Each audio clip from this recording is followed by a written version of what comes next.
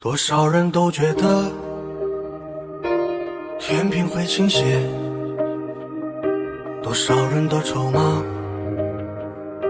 总缺少了几个，多少人都以为得到的太少，又有多少人总在计较太多，多少人生活在抱怨中生活，多少人无法释然，能学会这洒脱，多少人在淋雨的路上来回奔波，